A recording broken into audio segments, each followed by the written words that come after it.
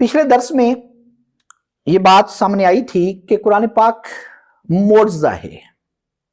कुरान पाक फसाहत और बलागत के एतबार से भी मोअज़्ज़ा है, कुरान पाक जामियत के एतबार से भी मोअज़्ज़ा है, कुरान पाक अदब के एतबार से भी मोअज़्ज़ा है, कुरान पाक उसलूब के एतबार से भी मोअज़्ज़ा है, कुरान पाक हिफाजत के एतबार से भी मोअज़्ज़ा है। इसके हुरूफ, इसके मानी, इसके अल्फाज, इसके जुमले, इसके मुहावरे सब कुछ महफूज है। कुरान पाक याद करने के एतबार से भी मोअज़्ज़ा है, कुरान पाक तासीर के एतबार से भी मोअज़्ज़ा है। इस पर तफसीलन गुफ्तगू पिछले दर्स में हो चुकी है।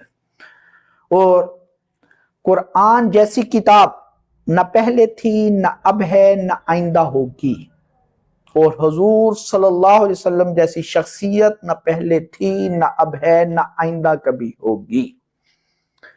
ऐसे पैगंबर पर अल्लाह ताला ने कुरान जैसा मोअज़्ज़ा उतारा है। और अल्लाह ताला इरशाद फरमाते हैं, व इन कुंतुम फी रैबिम मिम्मा नज़्ज़लना अला अब्दिना, और अगर तुम शक में हो उस किताब के मुतल्लिक जो किताब हमने अपने बंदे मुहम्मदुर रसूलुल्लाह सल्लल्लाहु अलैहि वसल्लम पर नाजिल की, फातू बिसूरतिन मिन मिस्ली, तो लाओ ना इस कुरान के मिसल कोई एक सूरत जो इस कुरान के हम पल्ला हो।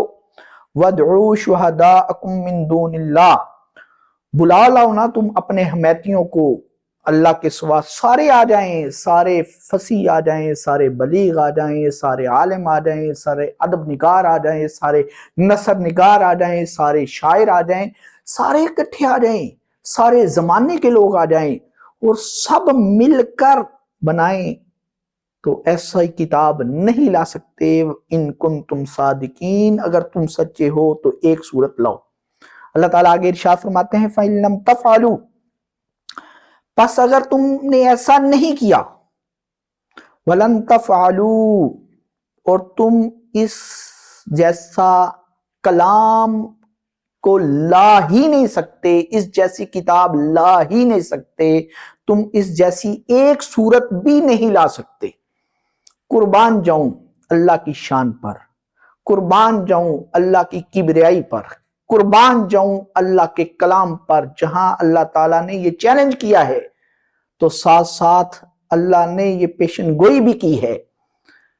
वलन तफ़अलू, वो अल्लाह जो सारे इंसानों को जानने वाला है, सारे जमानों को जानने वाला है, वो अल्लाह पेशन गोई कर रहा है। वलन तफ़अलू, तुम हरगिज ऐसा नहीं कर सकते। जब ऐसा नहीं कर सकते, फत्तकुन्नार लती, तो डरो उस आग से, अल्लती वकूदुहन नास वल हिजारा, कि जिस आग का ईंधन बनेंगे लोग और पत्थर।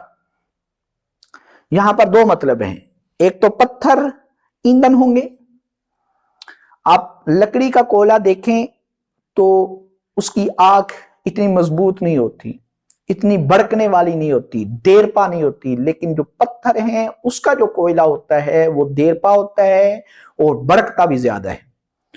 दूसरा मतलब यह है अल हिजारा से, मतलब यह है पत्थर। ये जो मूर्तियां हैं, ये जो बुत हैं जिनको तुम खुदा ने खुदा बना रखा है, जिनके आगे तुम माथा टेकते हो, तुमने इनको खुदा बना रखा है, तुम भी क़यामत वाले दिन जहन्नम की आग में जलोगे, ये बुत भी उस जहन्नम में जल रहे होंगे। उस वक्त तुम्हें तकलीफ ज्यादा होगी और तुम कहोगे हम भी आग में जल रहे हैं और हमारे झूठे खुदा भी आग में जल रहे हैं।